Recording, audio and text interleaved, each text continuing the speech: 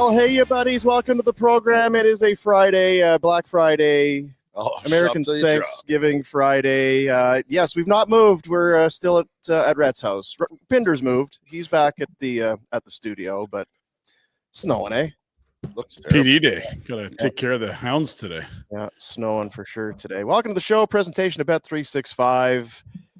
Big day yesterday. We're going to do our picks coming up in just a little bit. Whatever your bet is, it's never ordinary at Bet365. Yeah, you use the promo code NATION when you sign up if you haven't already. And yeah, we'll do this. We'll do some super chats today. Why not? In the YouTube comments, you put some money down. We take the money, get it to the youth centers of Calgary, and then we put your comments on the show. And once again, it's the McLeod Law Studios. A little unorthodox, a little different, but that's, it's kind of how we roll. Jack got so hammered last night.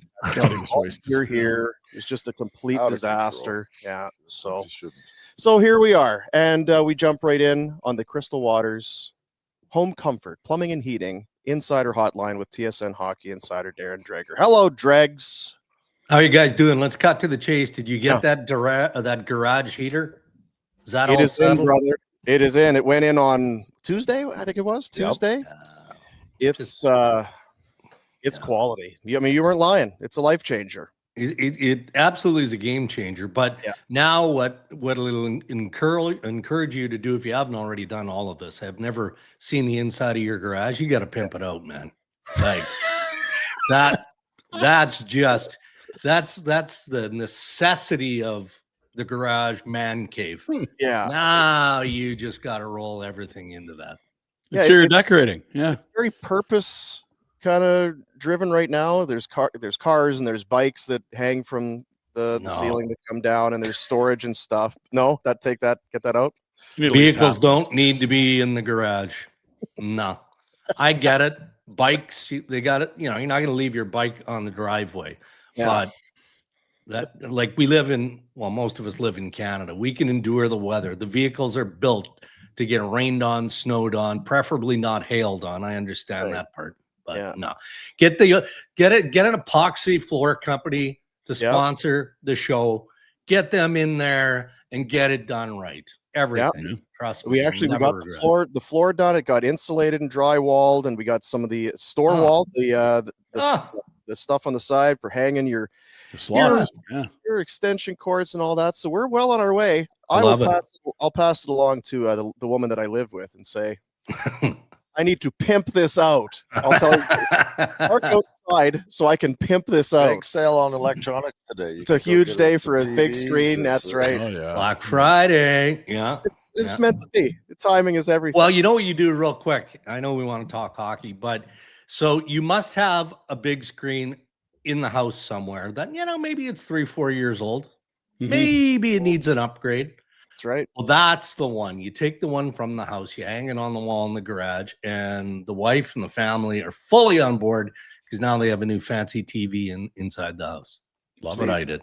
This guy, as my buddy Cam Moon would say, the great ones make it look easy. You know what I mean? It makes nothing but perfect sense. It does. Well, I mean, we can get into anything, I suppose. Don't mistake coming on with us as we want to talk hockey thing. We don't need to do that. Great. I need a garage build out. I like the TV ideas. We did a feast breast stuffed with sausage and turkey thighs yesterday. Boomer's buns are phenomenal. He made really. Came over. It was sensational. Now, is that a rural prairie recipe? It is. Recipe? Yeah, my grandma Malberg would make kind of question. Tray buns, right? The only problem was yesterday. Again, it was kind of like I was saying. It was a bit of a road game. I was here at Retros. I had to go back and get the right yeast. I had the wrong size pan. So that if you use the right size pan, they snug up. They snug together, so they're nice and kind of uniform and they pull apart. So these were a little bigger, but I'm okay with the result. Yeah, the turkey breast with the thigh meat, and then the Italian sausage from Bonton Meats here in town. That was incredible. The gravy was great. Retro did the stuffing. Tell them about your mashed potato recipe. You put Jack down. That's what Jack was down for the count because he had to go back for double mash. Well, it was basically mac and cheese.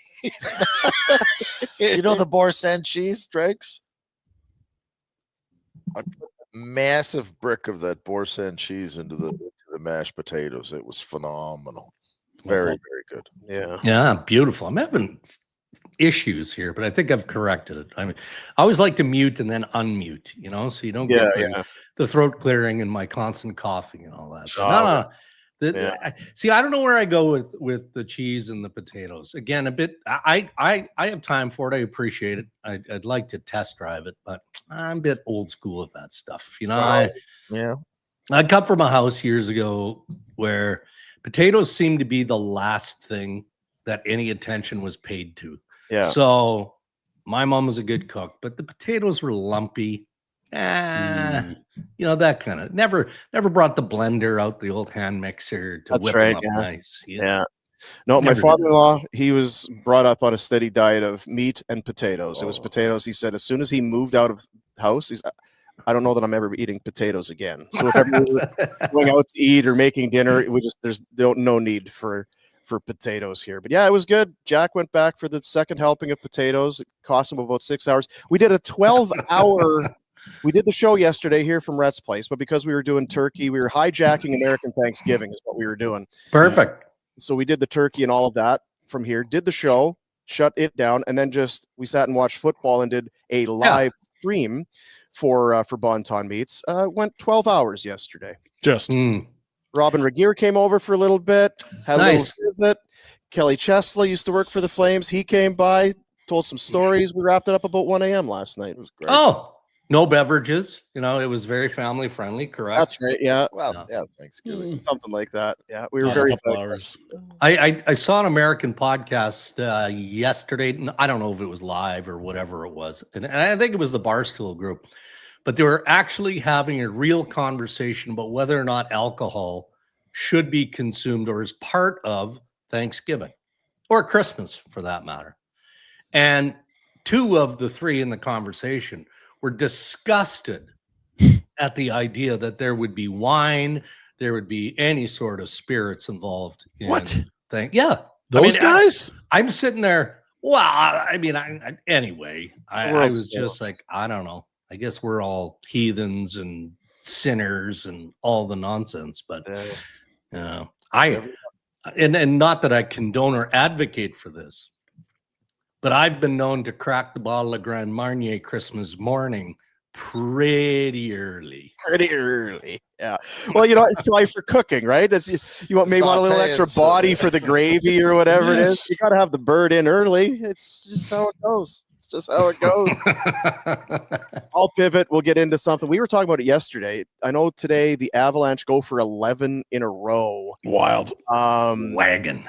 This kind of feels, I said, is this going to be like Boston a few years ago when they set that regular season record? We know how that ended in round 1, but it's their world and we're living in it right now.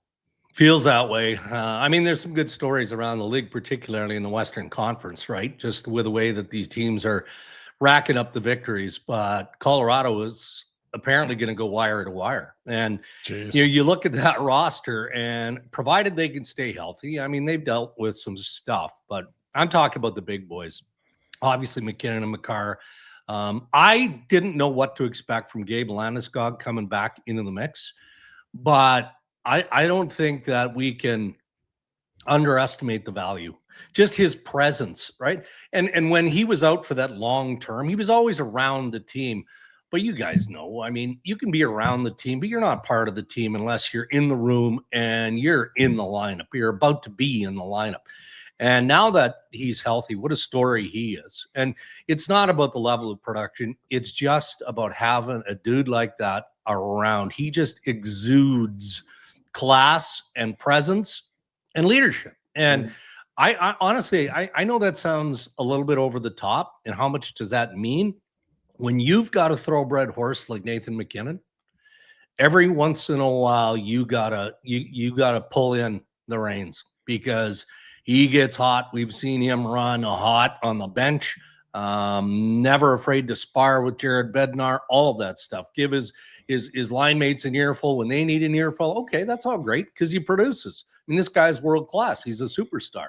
But I wonder if having Landeskog back into the mix on a full-time basis, 24 hours a day, is in part anyway how this group just seems to be on a heater, just a flat-out heater. From the crease out, they're top-notch. Because he runs hot, like you say, he runs hot, whether it's handling media, handling the coach, just taking some of that. Because without him, even the dressing room. Yeah, like it's awesome. McKinnon's. It's awesome to run hot, and I'm not saying that he overdoes it, but if you can't keep up with them, that doesn't mean that you're not trying. Yeah, you know what I mean? Yeah. Like he's an exception to the rule here a little bit, where it's like if he's pulling on the rope too hard, a guy like Landeskog can create a little buffer for the rest of the team to go, oh, okay, we can breathe and relax, and Nate can still do his thing, but we're not getting ripped for not trying to keep up to him. What do you think about how they've made that pivot? Because a year ago it was Rantanen, and then they lost that deal, and then you know what? Well, Necas, he's not as good. Well, maybe he is as good, and they signed him. I was a little unsure just because we heard a lot, maybe a little bit flaky, Marty Necas, but what a great spot for him to land in, and it's worked incredibly well. I didn't know it was going to go this well, at least so far, for Colorado after saying goodbye to Rantanen. No way you could predict that was going to happen. That hasn't changed the type of player that Mikko Rantanen is, or his influence or impact with the Dallas Stars. But there was a lot of developing drama around Marty Necas too, right? His dad was chirping every once in a while, and it was just stuff that you can't have at the National Hockey League level. So I wouldn't say that tarnished Necas, but he had to find a way to make that non-distraction and focus on what he needs to be, which is what he is. I mean, this guy is just an offensive weapon.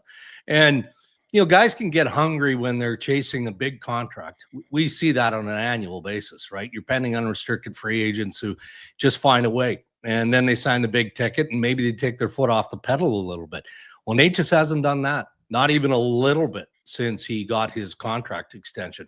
So, I mean, it's an excellent point, Boomer, in that, the architect of all of this is obvious, and that's management of the Colorado Avalanche. You think that was an easy call to say, you know what, Mikko, we don't have you penciled in at a $12.5 million player. We don't. And we got to keep our powder dry because we've got Cale Makar coming here. So they made a real difficult organizational pivot, right? They did. And then, they addressed their entire goaltending on the fly. Who does that? Yeah, both guys in 2 weeks for minimal assets and spare parts. Yeah. And now, granted, Noodles pointed this out the other day on Overdrive. Maybe he's talked to you guys about this. We do have to remind that, so those guys come in, and it's not like the Avalanche, just absolutely lightning in a bottle in the way they went last year. And they got bounced in the first round, right? So the goaltending didn't do much for them last year. But now we're talking about certainly Wedgwood. He's legitimately in contention to be one of 3 of Canada's goalies at the Olympics in Italy. Yeah. I mean, so when you make organizational shifts like they made last year, you're not just obviously looking at the short-term benefits, you're looking at the long-term benefits. So they didn't expect to get bounced the way they did a year ago or less than a year ago in the playoffs, but certainly hasn't hampered them. They're not dwelling on what didn't happen. They're looking at this year and saying, no, we got this. I mean, they're top contenders statistically, obviously, but it's them and then the rest of the field for me. And that's saying a lot because there's some pretty good clubs. It's been a crazy 10 days for the Flames. It was Wednesday of last week when Don Maloney had his intermission interview. There was an article that followed with Eric Francis where he seemed to double down, and there seemed to be a little confusion about what this front office was up to. Then we see the Craig Conroy extension drop in the last, 36, 48 hours. Just a thought on Conroy getting 2 more years beyond this year to be at the helm. Yeah, I don't think that anybody was surprised by that. I mean, I never got the sense from anyone associated in senior management or ownership with the Calgary Flames that Conroy was in the crosshairs or in peril. I never got that sense. And I did, that management group with Conroy as general manager, I think is highly regarded by ownership. And that can change. I mean, at the end of the day, it's a results-driven business. And let's see how they go the rest of the way and what decisions are made. What is the Conroy plan, right? Because he's going to have to sell whatever direction this organization is going in the next several weeks, couple of months. He's going to have to make that determination as general manager and then be convincing to sell that to Murray Edwards. And if it is a retool or a rebuild or whatever, then he's got to sell that. And he's got to have a timeline that ownership can go, okay, our fan base is strong enough. We don't think that they're going to turn tail. When the new building opens, we think that our season ticket base is going to be solid, but we do have to give them that this is going to work and that we're not going to be a decade away from playoff contention again. So, in saying that, that's a long-winded way of saying that I was not even a little bit surprised that Craig Conroy has been furnished with a contract extension. That are coming in the not-too-distant future, and that has to be a big part of it. Up the road in Edmonton, it's when does the real panic set in? Because they'll be measured by how they play in the spring. But it's another ugly fall, and it's creeping closer to Christmas than we're used to. Yeah, the panic isn't there yet. I mean, you get that from the fan base. When you pay the dollars, you can have whatever opinion you want, right? So I respect that from a fan base. But I think that the panic overall is starting to set in a little bit. Not with the club per se, but you got to look around the conference and around the division and go, oh, like, if we're still limping and stumbling by the 40-game mark, how are we making the playoffs? Yeah. And when that reality becomes reality, then I think that is a different ball game for the Edmonton Oilers. Because again, and I get in trouble when I talk about Daryl Cates for some reason. I don't think that he rules with an iron fist. I think that he is like every other owner in the National Hockey League with realistic expectation. He's poured the resources into this franchise. They've gone to back-to-back Stanley Cup finals. Like every other owner, he wants nothing more than to hoist that Stanley Cup, and they've come close. So as owner, he's probably asking Jeff Jackson and Stan Moman, what am I watching? Why is the same thing happening game in and game out? Why am I hearing from Chris Knobloch, the head coach, prior to the Dallas game on Tuesday, where he's talking about, we made some adjustments and looking forward to seeing, how the team responds with the adjustments we made. 10 minutes in, 15 minutes in, it's 4-0 Dallas in the first period. Well, that didn't go so well. So, yeah, but it's not an easy fix either. It's not like Stan Moman isn't on the phone trying to find something, but good luck trying something that is going to move the needle. Look at what the Montreal Canadiens have done in a short period of time here. They grab Texier, get that done, then reclaim Sammy Blais off waivers. Yeah. Well, Ken Hughes has been looking for forwards for several months, and it's only because there are so few sellers. So there might be slight panic developing in Edmonton, but we know this team is good enough to pull themselves out of it. If they don't by game 40, then I think you're open for full-scale panic. Is one of the big issues there lack of emotion at this point, and in a way rightfully so, right? Like those two deep playoff runs and just finding a way to be, I don't know, motivated for a game in November. Yeah. Like I feel like that has to be part of it, because we like making fun and their losses, but when you look at the lineup, you're like, this team should be way better than what they're at. The goaltending you can question, but they should still be good enough to score their way out of a lot of problems. Yeah. For me, it's just an emotional or lack of emotion, and I don't even blame them for it. No. And the goaltending takes a ton of the heat. And a lot of that's deserved. But I like what Draisaitl said after the game on Tuesday, where he's like, all right, yeah, I mean, if you ask the goalies, they would say that they've got to make more saves. They've got to be better. Well, obviously. But look at the number of grade A chances that the Oilers defensively keep allowing game after game after game. I mean, these guys aren't brick walls. You know, they do need to be better. The one thing that I've noticed, and I'm not pinning this on McDavid or Draisaitl, but they're the two best players when they're at the top of their game on the planet. And we've grown so used to seeing Connor McDavid just flip a game on its ear in a flash. And I'm not seeing that anymore. Not to say that it isn't there. Of course it's there. But I wonder how much mental fatigue there is at this point, and recognizing that, look, man, I can't pick up the puck from my own goal line and go end to end every single shift. I mean, the other team is trying to. I'm going to do my best. I'm going to try, but I'm not able to do it. I don't recall. You know, it used to be every time McDavid stepped onto the ice, there was something. Like he'd force a turnover in the neutral zone and zip, zip, zip. And, you know, it's either in the net or there's a grade A scoring chance. And we're seeing it less and less. And I wonder just how much of a toll is being absorbed there by those top end guys, just based on the fact that they can't figure it out defensively. They're just a porous group from top to bottom. Winnipeg. I was gonna. Yeah. A week ago, we talked. You were heading out to talk to Connor Hellebuck, who was going to be out long term. They've not won since. I think it's 3 wins in their last 10. I know it's only November, but they're out of a playoff spot as we look at the standings today. It cannot be. The vibes can't be great right now in Winnipeg. Yeah, no, I wouldn't think they are.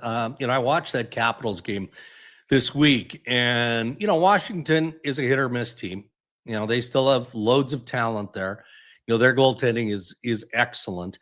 But, you know, Winnipeg is all of that too, right?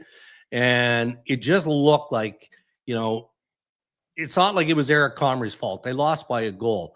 But when you've got an elite level goaltender, they can make 2 or 3 saves over the course of a 60-minute game that an average goalie that probably doesn't, below average most definitely doesn't.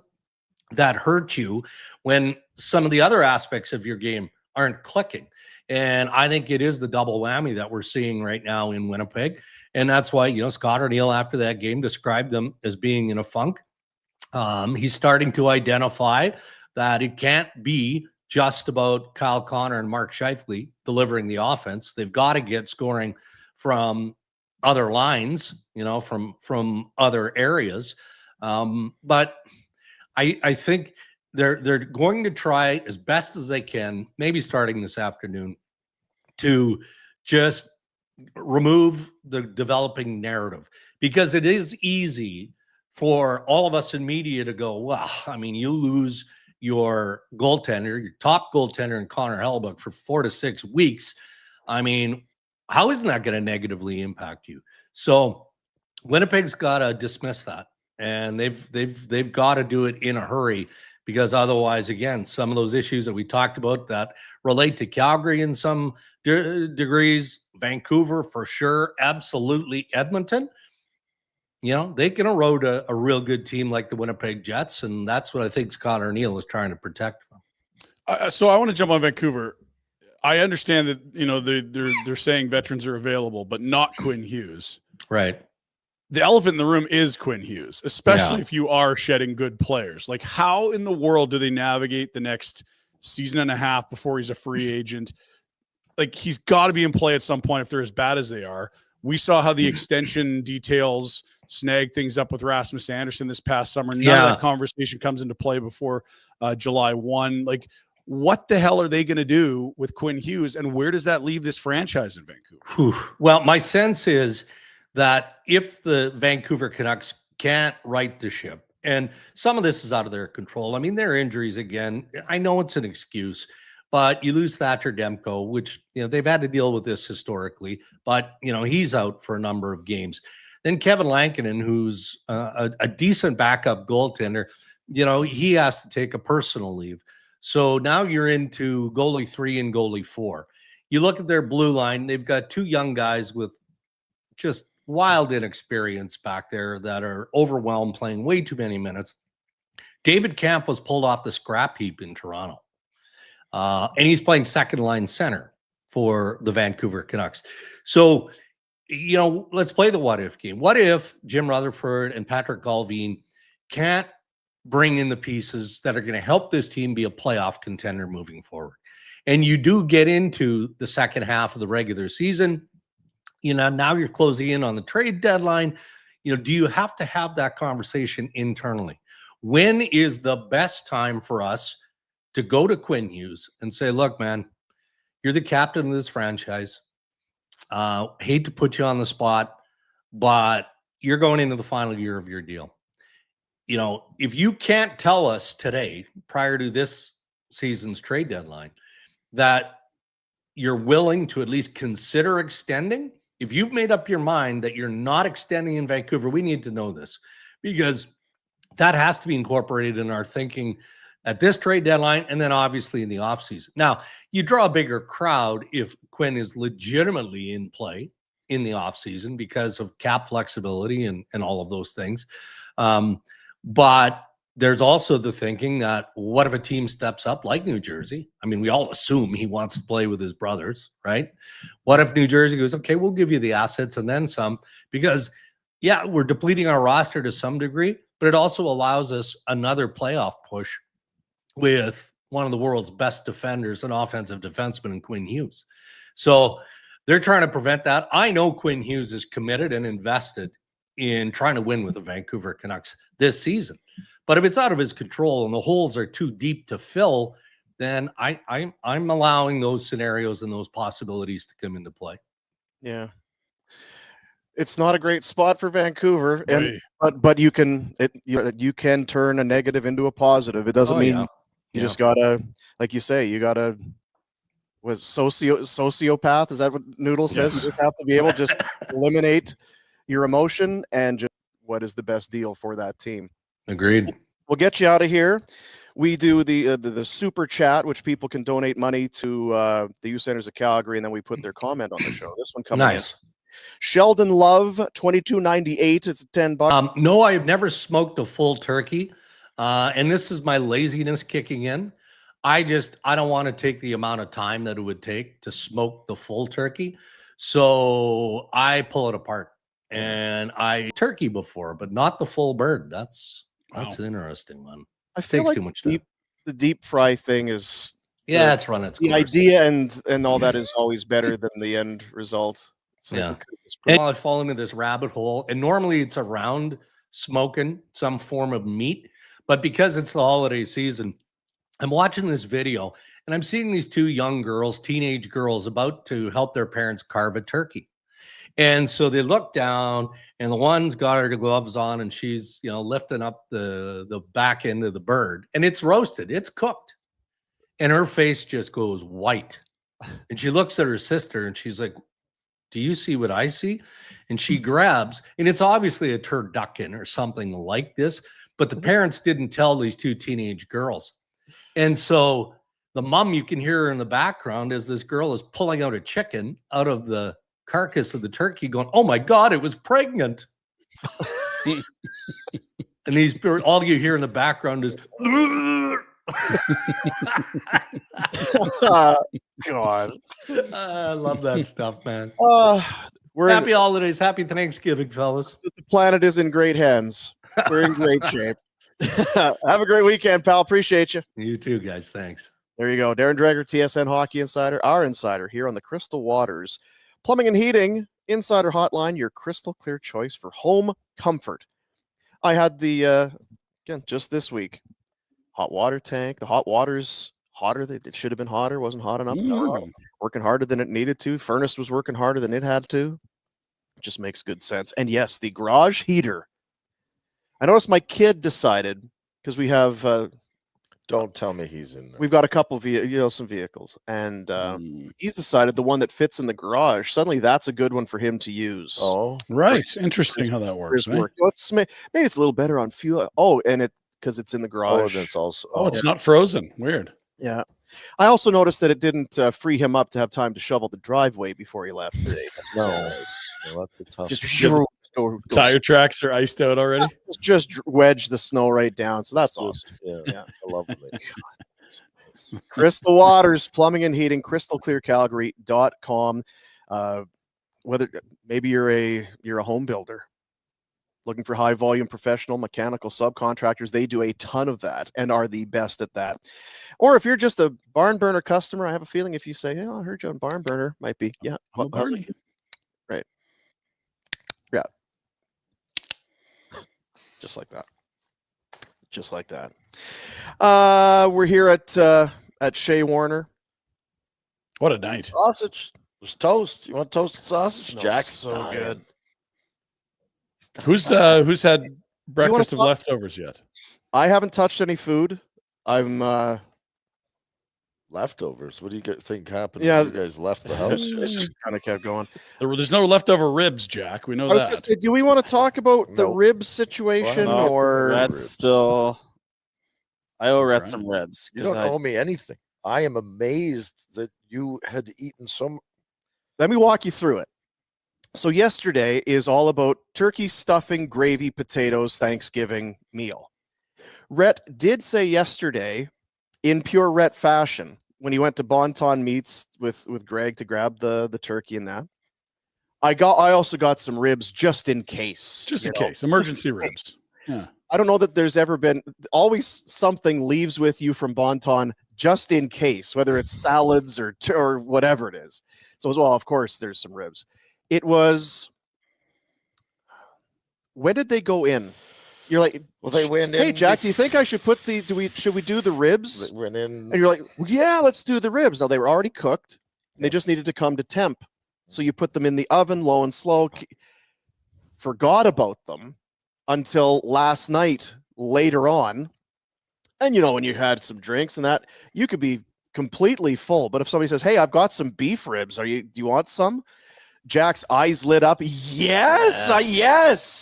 They were reheated twice. Those ribs. They were reheated twice. I called for him to begin with. That's right. Do you want the ribs? And Jack's like, yes.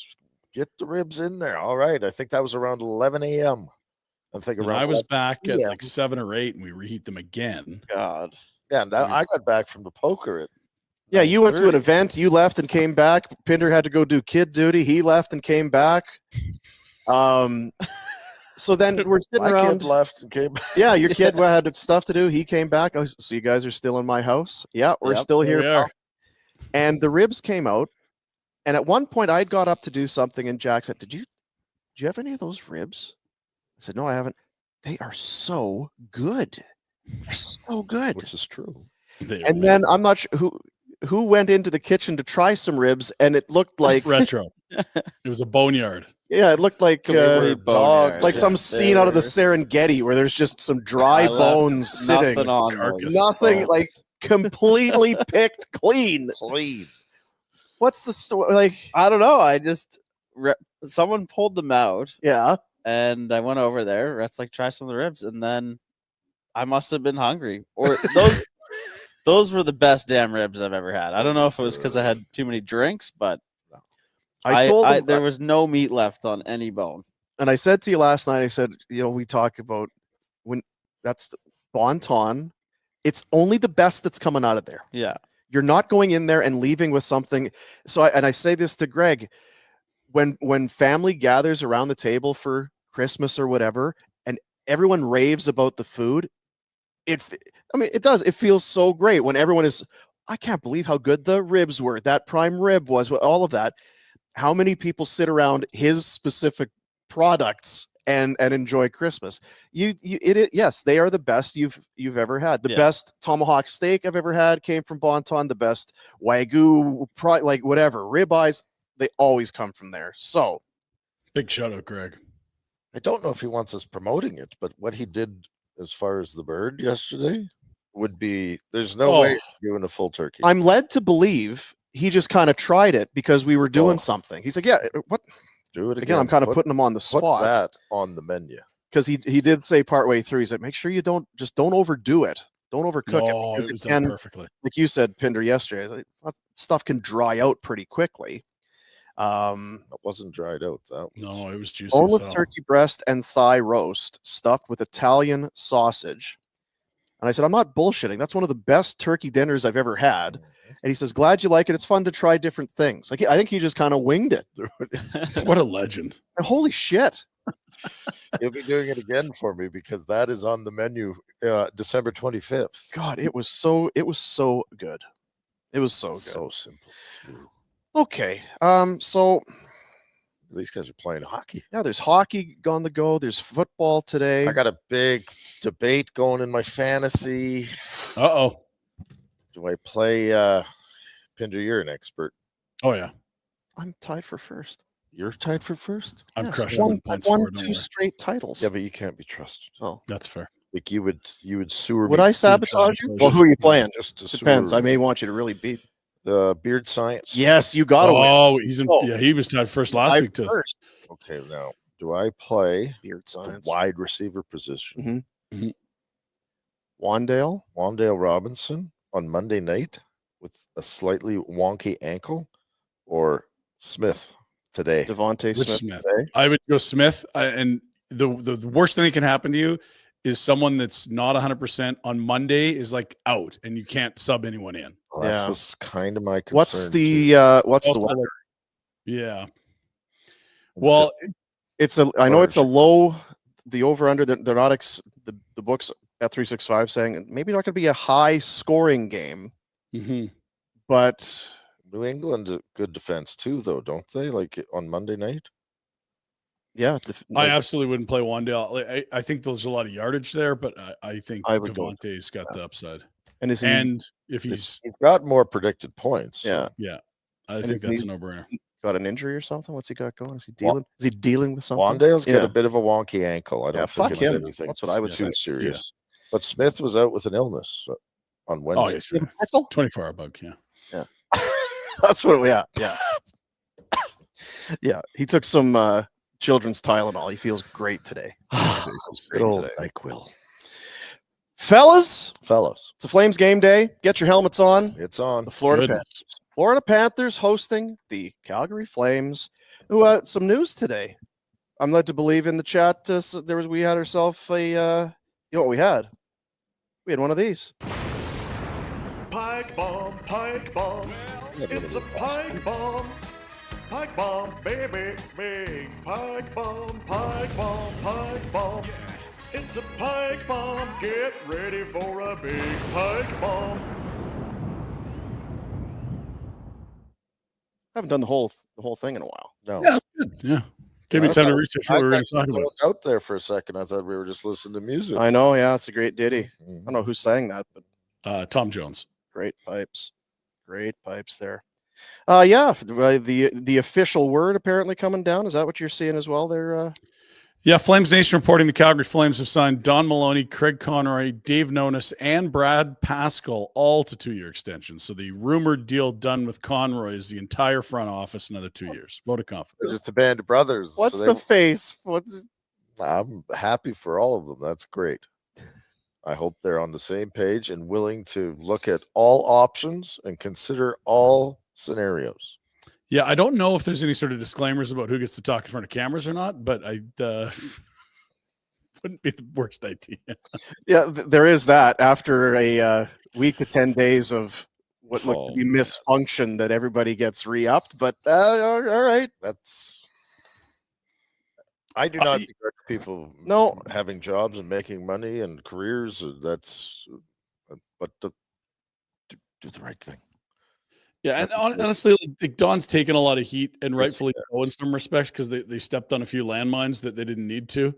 But I would not judge whether he's a good hockey man or not based on his below average media skills. Well, I we think sat here with has them. Regier last night, and his take, and I want to make sure I'm not putting I'll paraphrase, I guess.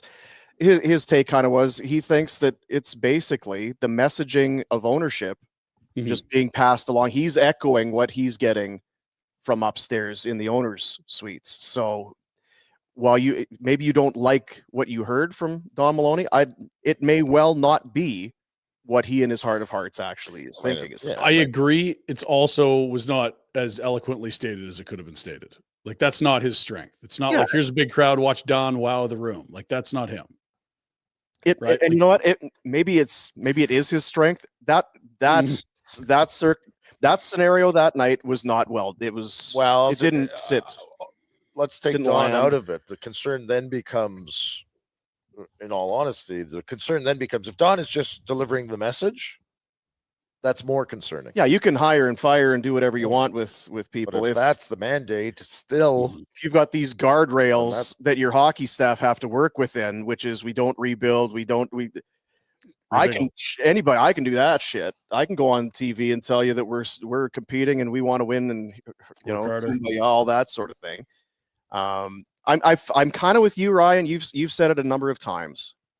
If in fact the Flames, and it's been a little bit better as of late, obviously 3-1 in their last 4, 4-2-1, but if they, by the time the trade deadline comes and they are a 32nd, 31st, 30th place hockey team in the NHL, somewhere in that, I think they will do what you expect, which is trade assets for young players, picks. Older veterans out, younger assets in. Yeah. Just because it's so bloody clear that's what you do. Yeah, I'm not really giving them a ton of credit, but it's like, so you're near the bottom and you have some guys that other teams want and you're not looking like you're going to win, right? Well, then yes, by all means, call it whatever you want. Yeah. Call it a rebiggle. You can trademark the thing and sell shirts. If you don't, we will. Yeah. How many games? And like, this is what they would do, and they'd be really serious. And how many games until the trade deadline? When's the trade deadline this year with the Olympics? Early March. So it's a long way. It's later. It's a long way. Okay. Yeah. But so early Over 3 March. months away. Okay. And that's length of time, but because there's a 2 weeks Olympic break, and there's a little bit of a Christmas break. So it's how many games? 30? You're not probably a little more 30 to figure this out, are you? You're usually I brought 10 to 12 games a month. Sorry. Oh, yeah, that's fine. You were answering the question. I just kept babbling. So what I'm getting at is that's fine. We're going to wait and play this out. I said it last week. That just means that other teams are entering the fray as well. And I don't give a shit if you can have not Luke Hughes, Quinn Hughes, or Rasmus Anderson. Right. Yeah. You're shopping in different stores. You are, but you know what? It's a luxury item. Yeah. It kind of when Dregs was talking there, the Montreal Canadiens, they've been looking for forwards. So it's two things. You have other teams that drop down. We've seen St. Louis, Vancouver. There's just going to be more teams that become sellers. There's also going to be other teams that they've just spent their equity that they have to get a forward or a defenseman. So there's fewer. You should be getting ahead of the game, not right? I agree, but we also have to look at the historical patterns of the league. There are very few deals done before the new year hits. There's a few where teams get their business done early, like Tyler Toffoli, I think, was added like mid-December by Brad Treliving. You had the Lindholm deal was a month ahead of the deadline, but the vast majorities do happen at the deadline for a reason. And game 61 and 62. Thank you, Pike. So there's a lot of runway, and I don't think people are going to be like, well, shit, we didn't know Kadri was going to, like, they know. It's just you have to let time pass here. There's not a lot of deals that get done in the fall in this league. It is, but it's tricky when you don't know if Kadri, you know what I mean? So I think the standings you'll know in the new year, right? So do you think if they're 30th that Nazem Kadri's traded? Yes. Okay. So do I, but they're 30th now. But the only reason I say the deals aren't good now is also what we're hearing. He's not an expiring contract. You could take him into next year. You could take him to the draft. You could Rasmus Anderson. I'm with you because he's got no deal next year and is probably leaving. I don't know that I feel that strongly that if Nas is kind of I'm not dying to get out of here, and if there's some trades, but maybe it's on his no trade or the offers. I don't know. I sort of view two pressure points on it. One is that a lot of teams are looking to upgrade number 2 center, where Nazem would slot in on a contender. There aren't a lot of centers that are going to become available. Maybe it's Ryan O'Reilly. Nashville, but St. like Louis, Yeah. Vancouver. maybe Luke Shen, but I don't know, where is he now versus his prime? Braden Shen. Thank you, Braden. Yeah. And then the other factor is like, I don't think we should be discounting Nazem's role in this because he's got 3 years left. And if they're selling Rasmus at the deadline and they're taking calls on, like Blake Coleman or whoever else might be available, like, does he want to play another playoff game in his career? He's 30th now, though. Like I know, I know. Yeah, I don't disagree that he's probably has some say in it. I think what you're saying, I agree with. It's just time has to pass. Yeah, and I know that there's a tradition of letting time pass and there's Deals get better. deadlines. Doesn't mean it's the right way to do it. I was looking the other day. Remember when We don't know that deals. We don't know. You're right. Like it could be the best deal on the he's- tables today. yeah, It's just generally speaking, it hasn't worked that way. Maybe this is an exception this year. Well, and sometimes I think Conroy did it with the Lindstrom, Lindholm. Sorry, Yep. Where it's just here's what I want. I don't care. Yeah. I'm not. Meet my price and I'll do it now. Yeah, like, sometimes you worry also about I have to win the deal. You know what I mean? Like, I'm not making a deal unless I win. Well, then set your price, screw yourself. and when Like, you get what you want, then take it. Yeah. Because like the Lindholm deal, and I was thinking, okay, so those were. Remember, Treliving he gets ahead of the deadline, and when Conroy did that deal for Lindholm with Vancouver, he was doing it. Lindholm was January, and last day of January, I think. Yeah. And Tyler Toffoli, that was a February deal, and that was getting ahead of the market. Toffoli was earlier, but yeah, they went and got early, and the notion that was from Treliving, like, I want to get this guy into the room and incorporated so that by the time we get to the playoffs, it's not like a 12 game sample. Like, I really want him to get comfy in this spot if he's going to be a contributor. And certain GMs are willing to pay the premium to do that, but I still can't think of a November blockbuster. You're contradicting yourself. Toffoli, just for this, Toffoli, because I thought the same thing. It's like, oh, well, that was done. It was February 14th. Okay. And it was a COVID year, so the deadline probably is a little later. It was coming out of COVID. They had to catch up the schedule a bit. So my point, I guess my only point being is those are early deals, and we're still a ways away. Yeah, we're all saying the same thing. February. Yeah. So, and it would be nice if someone was willing to meet what your ask is now. What all the insiders on all their podcasts are saying is like the desperation might be high in spots. It's not getting lower. Like if you think the heat's on Brad Treliving now, wait till January, or Doug Armstrong in St. Louis. And like, are we expecting 0 injuries between now and March? Of course not. There are going to be teams that aren't desperate now that suddenly become suitors. And I think that's why we've seen the tradition of transactions in the league that we have. But you're right, Rhett. If you have an ask and someone meets it, like, move them tomorrow. It's just clear that, no one's offered them enough to be like, we're considering it. We're going to have the chat with Nazem. If someone says, here's 2 firsts and a prospect, like, you're calling Nazem. You're not saying, no, call us in January. And that's why I think these comments went off, is because everyone feels that way. But that's all well and good if they are in the mindset that they're willing to trade players. If all of a sudden, no, we need more Kadris, not less. It's like, well, how the hell? So you need to find the team, and you need to find the deal, and the cap money needs to all the. But if ownership is saying, well, these guys are important in the room, we need veterans. It's a culture. Then it's all moot. It's like, Jesus Christ. Yeah, and we can think and believe that if what Don's saying is the mandate. Like, that's the fear, is if Conroy is making phone calls and getting phone calls and whatever, and it's like, okay, well, that would probably be a hell of a deal for us. Yeah, but I don't know that there's any way I'm going to be able to. And again, I think you're right with the Kadri one, because the Kadri, you don't have to trade him, and the ownership can go, well, can we trade him next year? Yeah, we don't have to make this decision now if we aren't. Don't we like? Will we get a better deal next year? Is it going to be worth? Well, the answer will be, I don't know. Yeah, but it will be, can you trade him? Yeah, I can trade him whenever we want. The fear for me is that this team gets to like 24th place, because that's when we'll punt till next year. That's why Rasmus didn't get moved at last year's deadline, when you saw inferior players getting large hauls. And maybe there's a great market for him again this year. He's played really well. That helps. But now you have that nasty little extension conversation that has to be a part of deals if teams want to, if you want to get max value in return, well, we would like to extend him. But I don't think that the team wanted messaging of we're waving the white flag when it was mid-November and they still had 30 home games left. I think the messaging the team wanted was like, stay the course. The one thing they didn't add in their messaging, which I think they should have, was that, when we get in the new year, there are options. If this continues down the path we didn't think it was. Yes, because other teams are saying those things and they're not getting roasted for it. No, and that's been an organizational thing. The only times they've ever rebuilt, it was never by choice. It was in front of their face, so obvious the only way to proceed. That's the way this season is going.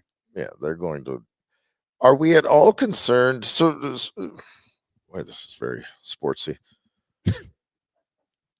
Rasmus Anderson, to me, it seems like he would re-sign here if they gave him the number he wanted. Yep. And vice versa. They would re-sign him if he would agree to the number they wanted. Is that the wrong message for us dopes that are going, I don't want it? That means it feels you're like sticking to the... Yeah. It feels like that was the scenario with Hanifin. That Yes. they met the number, but then at some point he kind of, maybe that's just, they were prepared to pay. And I again, Pinder, you might remember was it like 64? Was it 8 times 8 It was or around whatever? 8 a year on max term? And in today's cap world, like, that's actually a fine deal. Like, Yeah. But that's what they mentioned in the conversation with Don. Maloney. Yeah, where it was like, we would like to have some of those guys. Are they wrong? They may not be wrong. No, you'd be more competitive with them. For sure you would. But again, like the less runway there is left in the season and the lower they are in the standings, the less I worry about them making mistakes. And I don't think it's a problem that they want to re-sign Rasmus. They might want him on a 5-year deal at 7. That would be awesome. The challenge is carrying this guy till he's 37 on a max term at 9. You can't do that. That he's declining as your team's getting good. And when your team needs to pay these kids, you're drafting high, you're still paying a guy that's fallen down your depth chart. So just like we don't know what potential deals are out there, we don't know what numbers have been exchanged in great detail. But yeah, there's a circumstance where the Flames like Rasmus back. It's just not a deal he's going to sign. It's not enough money. Doesn't that just send a mucky message to you? I mean, I don't, not necessarily, because it's they only want him if he's an incredible value. They don't want to pay him market. So if you really want to be a Flame, like, we'll take you at a number where we can move you at any point. I think they would pay him market. No, they went this summer and talked, and they were significantly apart. And Elliott reported on Monday that there's still a huge gap. They're not close. And that's a good sign if you're on team rebuild. They've stuck to their valuation. Rasmus has his. They're not close. Yeah, I guess it sounds very well. No, because Hanifin chose not to sign. Can you do both? And the only reason I say that is Both because of can you be pointed towards a rebuild, but say it still makes sense? Because if you look at the Hanifin thing, say we could still be doing what we're doing, but we'd have Noah Hanifin at $8 million. That'd be a good signing. Can you still be in the mindset we're going to get younger? We realize we're a 30th place team.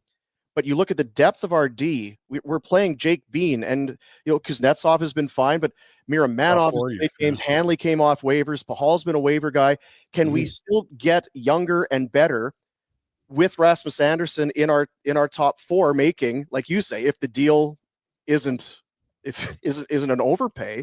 Yeah, I mean, yeah, you've got Anderson and Ball, but it's not the worst thing. I think what it does is if you find a deal where you're like, shit, like Rasmus really wants to be here, this is a hometown thing, now the pressure point would move to Rasmus, because you're loaded with to Mackenzie Weegar, because you're loaded with right shot guys. Those are the 2 chips to play. Like, you could certainly, I don't think they're moving both. And Rasmus's deal has put him under the spotlight and the most likely candidate to move. But if you somehow got a sweetheart deal with Rasmus, I'd start taking calls on Weegar. That would be doing both. Because you need some vets. Yeah, if you were going to keep one of them, and let's just assume that both of their contracts would end at the same age. Right. And that would be same age. Yeah, whatever Weegar's deal now takes him to, late 30s. Yeah. And say you weigh that with an Anderson extension that would take him to the same age. Based on the player, assuming the cap hit is, it wouldn't be, Weegar's it's not going to be 6 1/4. But yeah. Just player-wise, which of the 2 would you prefer to keep? You can make a good case for both. I know. If you're assuming same age, same contract, I don't know. That's tough. Like, I think they're pretty comparable. They do things differently, but they're sort of playing the same slot. They're both kind of power play 2, not power play 1 guys. They both got some moxie. They're both clogging up the right side where you have, Perek, Brstevich, Muse, all these guys coming on the right side.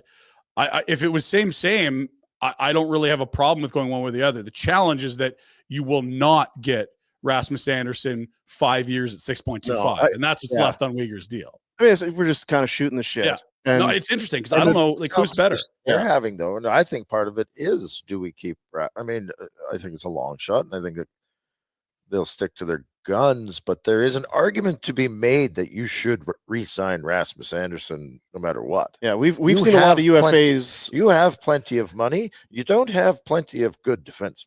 You've seen UFAs leave where there's no situation you re-sign this player. You take the cap money back and you let the player walk, or you trade them. Winnipeg is re-signing their guys because they're going, well, we're not going to. How are we going to get? No, it's different because Winnipeg's had success, but they're also somewhat similar where it's like, you better keep your damn guys. You better keep them. Yeah, because again, you're not getting a free. They are winning. Yeah. But then you're not utilizing those assets to turn them into potential game breakers, which is what we're craving. Yeah, because their game breakers are the Scheifeleys and Morriseys and Hellebucks that they've extended, and they're good. I think the way that you solve this dilemma, if it is one, is you say, what's our 3 and 5 year plan? And then when you weigh the assets you would get for Rasmus versus where he is in 3 to 5 years, you say, oh yeah, we have to take the futures. Yeah. See, and and when you map it out, I think it's the same thing. I agree with that, but they are going to internally argue. Yeah. Like if Rasmus wanted to play on a 6-year deal at $7 million, I think it'd be done. But it sounds like he wants max turn times 9. That's the Chychrun deal that got signed. I think we know, based on the info, that the LA Kings had a deal that the Flames were willing to take based on an extension for Anderson. Mm-hmm. They're okay thinking about life after Anderson. Yeah.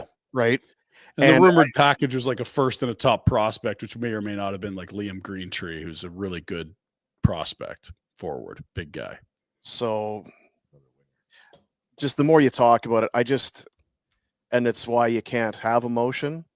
As I just feel like I'm ready to turn some guys over. Oh, yeah. The fan base is for sure. This is the hardest part. You see them 30-second, you're like, do it. And they're like, well, they might, but just give them some time. 2nd round pick. You've been great value in terms of what we spent to get you and what we've had to pay you. If we can, again, move it forward and keep getting younger, and there's no telling, you could get a player as good or better than Rasmus with a draft pick that comes back plus other things. It just, sometimes I think teams are guilty, and I think maybe this team has a bit, just kind of overvaluing what you've got. So, I don't know, should we trade? A lot of teams make trades and come out the other side. So, that was a good trade for us. Think about the Lindholm deal. Like they were not unlike Hanifin. They were at a spot where, the numbers were close enough that they could have said, look, we need to do this. And if he is saying, okay, I want to be here, but for 2 months of Elias Lindholm, the Vancouver Canucks gave up Gridden, Brstevich, like on and on and on it goes. It was a 5-piecer. They used one of their picks to move up in the draft. They got Kuznetsov, who they've parlayed into Frost Farabee with some other spare parts. 2 months of Lindholm. How much better off are you? Like that deal's a massive loss for the Canucks. It is. They need a Gridden coming up right now. They don't have one. He's leading rookie scoring in the American League at 19. There's like almost no 19-year-olds in that league. He's top 5 in league scoring at 19. That is a huge win for Conroy. And it's an unmitigated disaster for the Canucks because it didn't really work with Lindholm. They lost to Edmonton anyway, and he wasn't that great for 2 months. That's the spot they're going to be in with Rasmus. Take the young assets. Get lots of lottery tickets. A few will probably hit. Florida today. Panthers have dropped 2 in a row at home. They lost to Philadelphia on Wednesday. It's a home stand. they have been without, it's kind of the news of the season. We don't care, just don't pay attention, because they're really not putting too much stock into it. The first 82 games that they will play, they've had no Barkov, Kachuk all year long. Thomas Nosek has missed the entire season. Kulikov's been out for 21 games.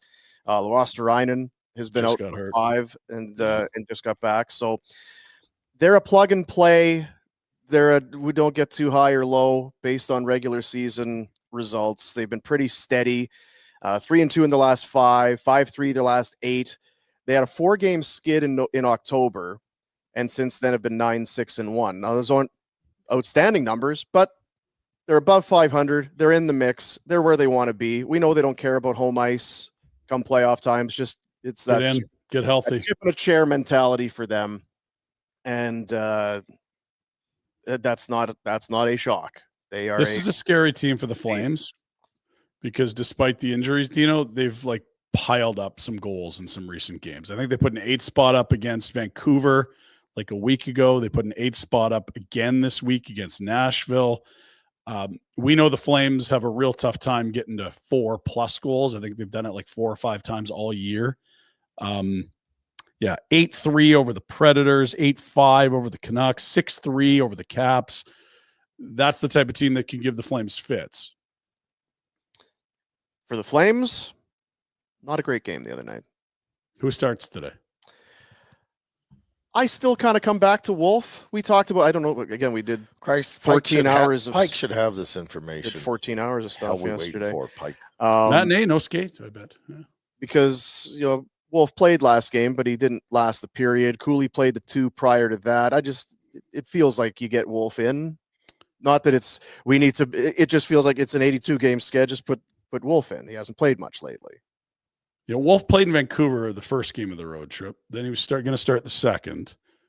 Didn't last long. Fair enough, yeah. One guy's going to get 3, one's going to get 2 on this road trip anyway, so I would take the hot hand. I'm not worried about usurping Wolf or his confidence getting shaken. There's 5 games here. Your backup's playing really well. If he's not, you don't use him as much. He's on a heater now. Use him. So maybe it's not today. Maybe it's Sunday in Carolina, but like you're going to see more Cooley on the road trip at some point. Yeah, I guess it's why I'm not coaching the team right now. If I was, I would be in that. Who gives me the best chance to win today? I don't know. Who is it right now? It's Cooley. Like big term, no, it's not. But in the last 2 weeks, it's not close. The numbers. Is there any concern about that, or is it just part of? There is, but not long term. Yeah. I think that goalies can have dips. I think that young goalies getting big contracts. Yeah. So he still had a bunch of gems in there. It's just the bad ones have been particularly oof. I think he came out of the gates playing too much, and Cooley should have been in more. I think it was all in blah blah blah blah blah. Give him a breather. I wonder what it'd be looking like if Cooley was not playing well. If he was having that preseason. I'll tell you how it'd be looking. We'd be trying to pronounce Ivan Prosvetsov last night. That's what would be happening. They'd be the switcheroo. There would, yeah. So it's the road trip. It continues. They've got Carolina. They've got Nashville still to come. Big Tank Bowl coming up on Tuesday. Yeah. Are we getting together? We're coming over here. We're going to the game. We're going to go to Tootsie's after. Okay. Nice. I think I'm ready. 15 games today. Really? Yeah. Because there was none yesterday. There was nothing yesterday. Yeah, busy slate. Still just zero. Anything else going on in this as far as this game is concerned? I don't. It's an afternoon game in Florida after Thanksgiving. I was going through the notes, and like for Paul Maurice, this is entering year 4. It's like, yeah, it's been so you've gone to the Cup every year and won twice. Every year, 3 for 3, getting to the final. So that ain't bad, I guess. He has. Any guesses how many years he's been an NHL head coach? He was young when he started. He was in his 30s. Yeah, he was a young head coach in Hartford. 23? I'm 25. 28. Wow. 28 years, only Scotty Bowman at 30 has more games coached, not 1,953. Jeez. With Scotty Bowman's 2141. So We'll get past them. if he chooses to do it, because he will find work, regardless if it's in Florida or elsewhere, he will go down as number one in both those categories. Obviously. So, Jack, were you dead when he started coaching?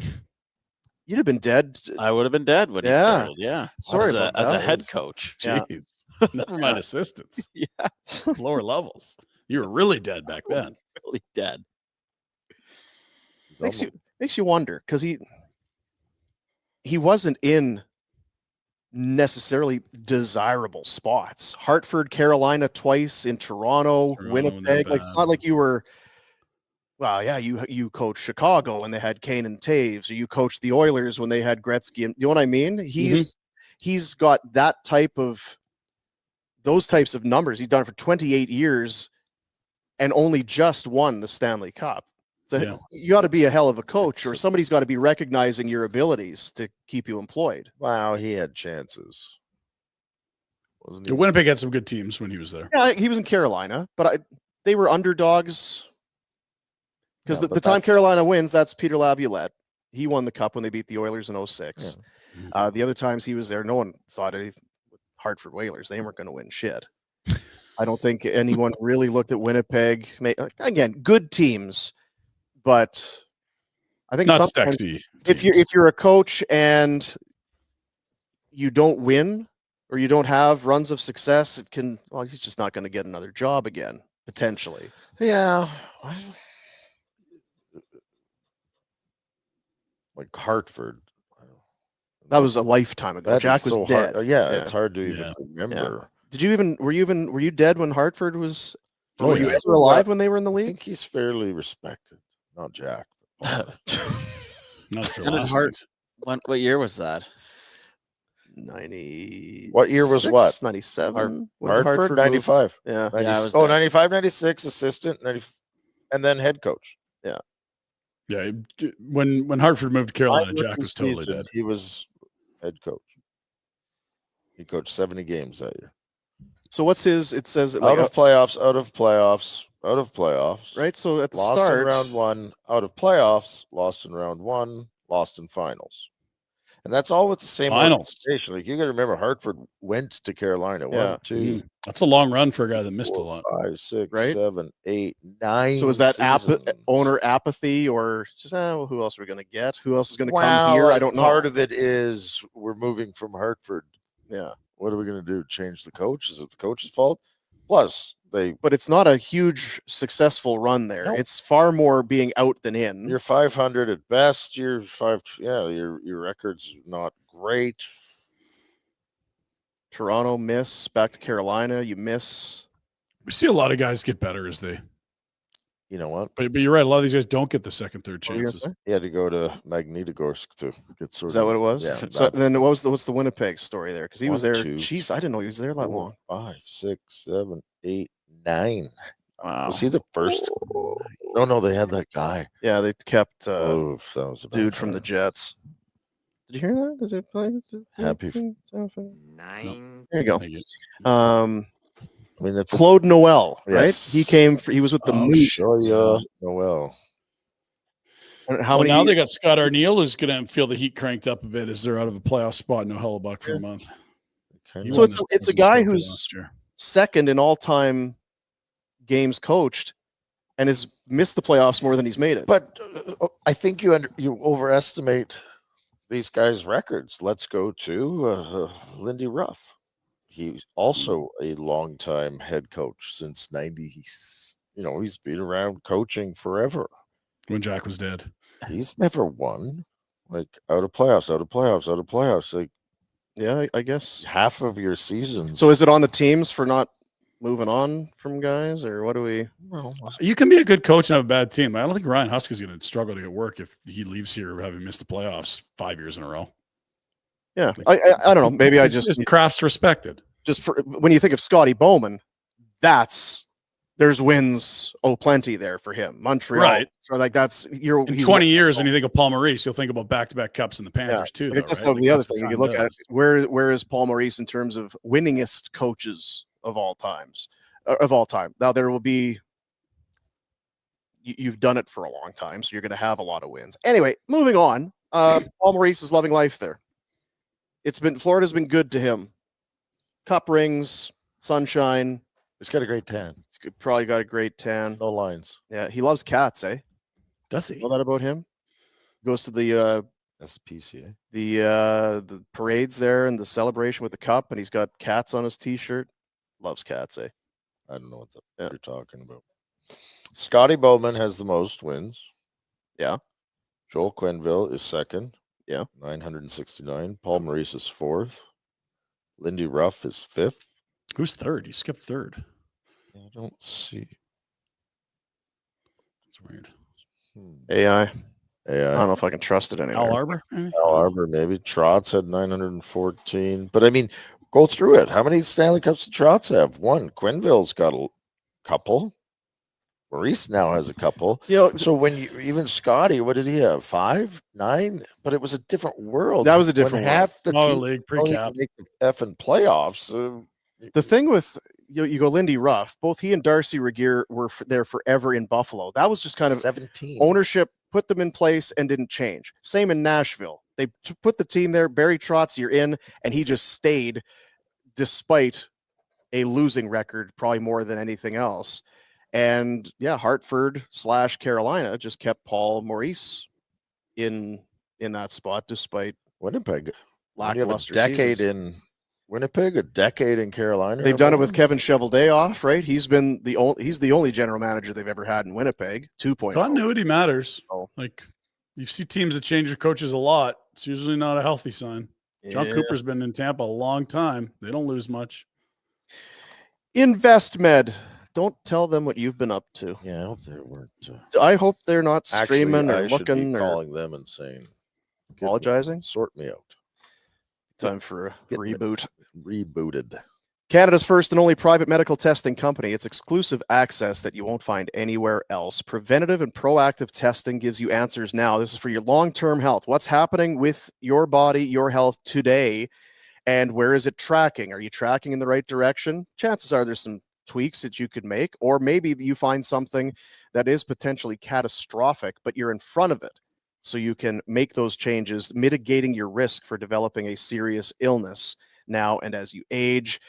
Peace of mind to know where your health is at and knowing that if a change is needed, you can change it now and they will help you along the way. They don't just send you off to, well, you should probably think about doing this. They put together that plan. You deal with it as a team. Get ahead of it. And the science exists in order to have life longevity, to live a healthy and productive and enjoyable life. Invest-med.ca.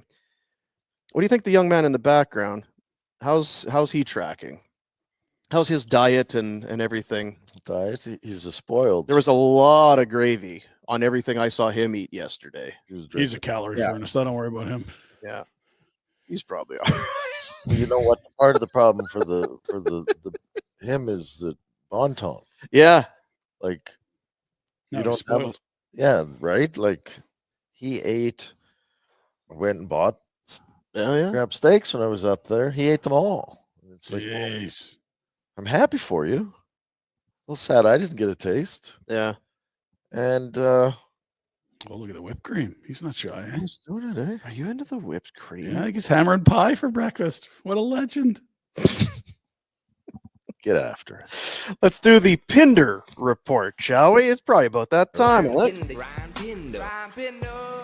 Pinder Report's brought to you by Village Honda. The Winter Ready Used SUV event is on now. That makes sense. It is absolutely winter out there. Save thousands on pre-owned all-wheel drive and 4x4 SUVs. Many different makes and models, all priced to move.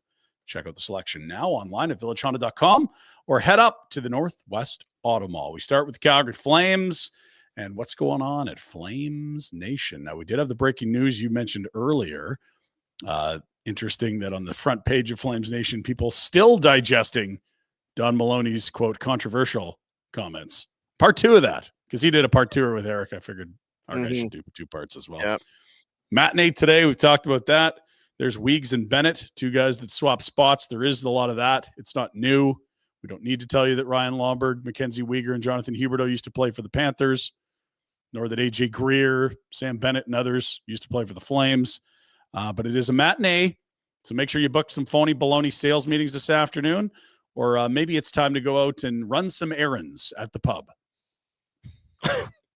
Is that how you do it?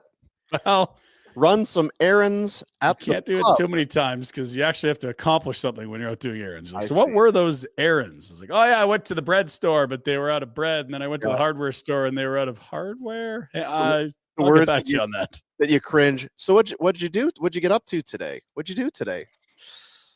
I ran some errands. Some stuffy stuff. Yeah. So much. It's real good stuff. I went to get a snow shovel. How are you feeling? You're just going to change the subject. Yeah. So How are you today? How about those Flames? That's what the State of Flames Nation. More from Pike. He's been just bombing all over the place. Settle down, Pike. This is a lovely little story. Now, again, it's a prospect. It's a freshman at college. But Ethan Wittenbach, who they drafted quite late, I believe the 4th or 5th round. Where does he play? He plays at Quinnipiac. And who is he? Bobcats, Dean. He's a Wittenbach test. Ethan Wittenbach. Wittenbach and Quinnipiac. I'm gonna do Wittenbach. He's having a monster year, fellas. This is the top 10 in scoring in the entire NCAA. This is not freshman. He's the only first-year player on this list. Guitars tuned good and firm, feeling women. Well done. I don't need my name on the market line. What was that, Ryan? Back to you. Back to me, guys. Connie's been drafted well. That's another guy that you would see. Are those guys redrafted higher. brothers at the top or what? They both play at Minnesota Duluth. I imagine they would be. Also of note, 3 Michigan players in there. Michael Hage at 6. He's the Habs draft pick. Flames, go get him. They have a million prospects and they need Nazem Kadri. Shirt and ties choking me. That's Horkoff's kid, right? This high society. What's that? He's a Penguin. Having a good start. El Penguino. Hork. Last year's draft, right, and Jack? Hammer. I had to hork last night because somebody. There's more on Wittenbach on the website regarding the Quinnipiac Bobcats and freshmen playing NCAA hockey. We'll keep moving the schedule. It's the 5-game roadie. They are 1-1. They have 3 to go, and they are in the thick of the toughest 3 road games they've had over the last 4 years. We talked about it. 2-10-1 now in their last 13 games in Carolina, Florida, and Tampa. That's their next 2 opponents after losing badly in Tampa. It's the matinee against the back-to-back reigning champs, and then Carolina, who is quite good. Never easy playing there either, seemingly. So wrap the road trip in Tennessee. Jack and his Lugan buddies, put the bird in the air, would you? Put the bird in the air. Bird in the air. Yeah. Bird in the air. You told that story yesterday. I did. It's a good story. I was sitting right here when I told it. You've hardly moved. How convenient is it just to come here? It's pretty good. I think that's our snow day recipe, fellas. Just saddle up at Rhett's house. Yeah. Watch the young Lugan hammer pie and Here. whipped cream. Here's the lineup for the Panthers. Missing Kachuk, missing Barkov, missing Nosek, missing Losterainen, missing Kulikov, missing Cole Schwind, forever a Flame, and missing tough guy Jonah Gadjevich. There's a lot of guys missing. They're still quite good. Samaskevich is up to the top line with Lundell and Marchand. Lundell's having a breakout campaign. Did you see what Brad Boquist, Marchand Rodriguez, is and Reinhardt. Go ahead. Brad Marchand is on pace to nearly double his point total from last year. He's feeling it. All that vitamin D. Vitamin D, Dean. He's not like Zegras. He needs the vitamin D. 26 right. points in 22 games, leads them in points and goals. Now, yes, Barkov is out and Kachuk is out, And but the rest of those guys that Pinder named. But isn't it nice to have someone pick up the slack? It's not like he's sitting there with his 5 goals and 9 points in 20. It's like, oh, okay. Yeah. Oh, do we need someone to step up and That's me. be a dog? Well, I got that dog in me. Be a dog. Fighting the dog and the dog. dog size of the dog. With the fight. We don't need any cats around here. Meow. Meow. We need more We need dogs. to be more like a dog. No, We don't need a bunch of cats in here. Meow. Be a dog. be a dog. Be a dog. Bedard eating ice cream. I thought this wasn't. Well, I saw another highly tuned athlete just eating whipped cream for breakfast. Delicious. Good I whipped think cream. Today's youth. Yeah. They can get away with it. Damn youth. Brett, say hello to Uvis Balinskis. Hi, Uvis. I believe with a name like that, you're from Latvia. But Well, he's we'll, scoring today. Thanks, Ryan. Yeah, Yes. well, anything we can do to help the tank, guys. I'm gonna get in on That oddly named that uniquely named defenseman in Tampa. He scored about 6 hours after we mentioned him the other day. So Daustu. congrats to Uvas Daust. Linskas. Yeah. Congrats, buddy. We'll keep moving. Goalies. They did a real interesting pickup here. Daniil Tarasov is a very highly touted young Russian netminder in Columbus forever. They peeled him out of there, and there's all your injuries. But Bobber's still the man. It's the last year Bobber's deal. Huh. That is kind of crazy, right? It just felt like that was a lifetime contract. 7 years, $70 million. Left Columbus. And while it looked like the worst deal in hockey at times, he has 2 rings, and it looks like the best deal in hockey. Does he have a one of those? Who won the Conn Smythe? Conn Smythe. I don't know that he does. That's a good question. No, Ben did. Well, McDavid won it the first year. Oh, that's right. A loser. Yeah. So no, he doesn't. But hey, that's something for this year, right? Always got to set goals. Connor. So Tarasov was a goalie with another franchise, but Florida traded for him? They added him. It's just a sneaky backup because they've kind of run with veteran backups. This is a younger guy with some upside. Trade for goalies. Spencer Knight was moved out. They drafted him. Yeah, he was traded. If you need goalies. They had Stolarz there prior to Spencer Knight when he was dealing with some off-ice issues. And just feel like hearing a lot about Carter Lyon back up there. Trade for goalies if you need one. Possible, Dean. It's so hard to get goalies. I don't know. Maybe just call the Avs. They seem to know how to trade for goalies. Weird. Let's keep moving. Big slate tonight. What I'm doing. Not at all. No. Monster slate. Jack, you cooking up a 15-leg parlay? Because we got 15 games tonight. I'm out of money. Yes. Oh, no. Well, okay. I mean, you're out? I'm out. You know what they say, bet responsibly. You've got to be only wagering amounts you're comfortable to lose. So I would recommend you don't wager on these 15 games. We will. Actually, might be payday today. Jesus, Jack. Bet responsibly. We say it every goddamn day. Some really good ones in here. You noted the hot streak that the Avs are on, Dino. The Wild have won 7 in a row. It's the first time teams that have won 6 in a row or more have met in over 6 years. McKinnon can hit the 40-point plateau with 1 more point. They've won 11 in a row and can become the 12th team ever with 4 straight shutouts. They beat Nashville 3-0, Chicago 1-0, and San Jose 6-0. I believe they've scored the last 13 goals in their hockey games against other NHL teams. Wow. Impressive stuff. Lots of hockey. There's only 2 teams not playing. Now, Rhett's been telling us for years how AI is going to take over the world and how smart it's going to be. And then he really pivoted hard about 6 months ago and said, AI is dumb. It's peaked. It's over. And I kind of believe him on both accounts because we've seen some really interesting stuff AI can make. But I asked AI a very simple question today. Who's not playing? Well, the Arizona Coyotes aren't playing, Dean, so that's one of the teams. Tampa Bay Lightning. Wait, Tampa is playing today. Hang on. So not them. Yeah, Seattle, they're not playing.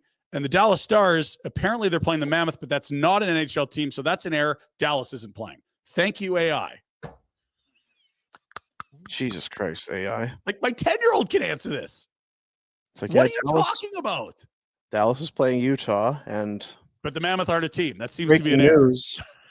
They are an NHL team.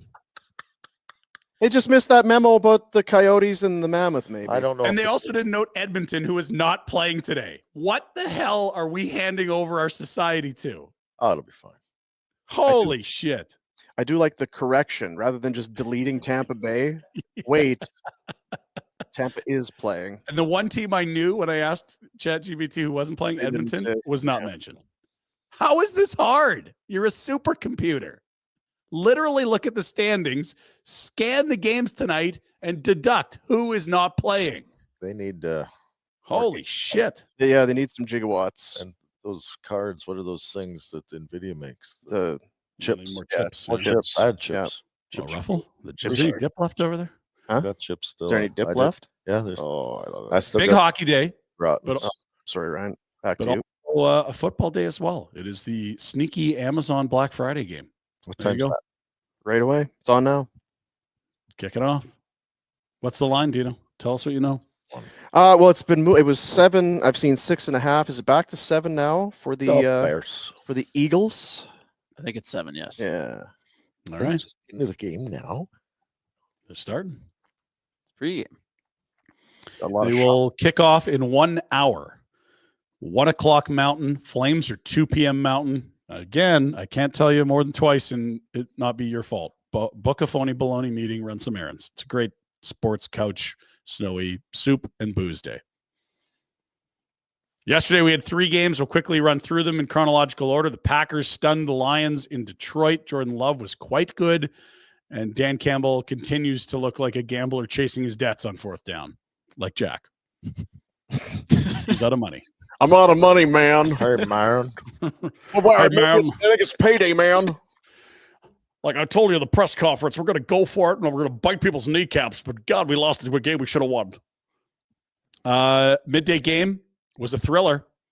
It was Dallas outlasting the Kansas City Chiefs. The offense looks good. The defense, worlds better than what we saw for the first half of the season after some ads ahead of the deadline. And suddenly Prescott, Williams at the running back, Lamb, and Pickens looks like a really tough offense to stop.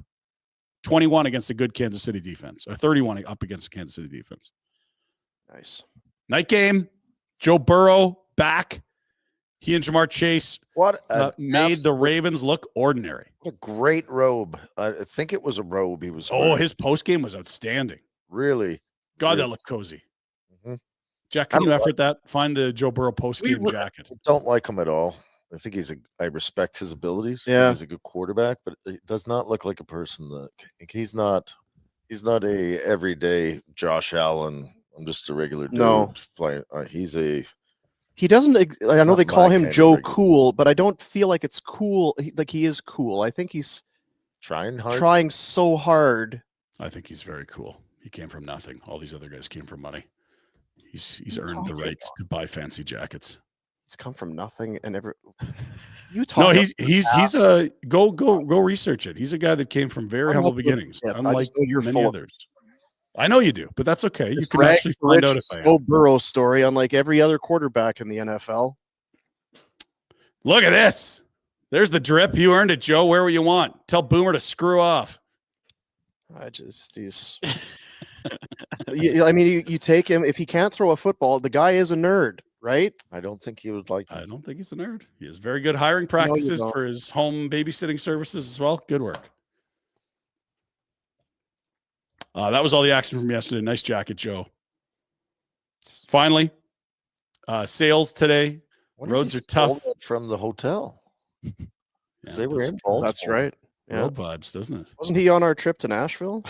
Oh my God! I swore I saw him at Tootsie's. He had curlier hair. Weird. Yeah.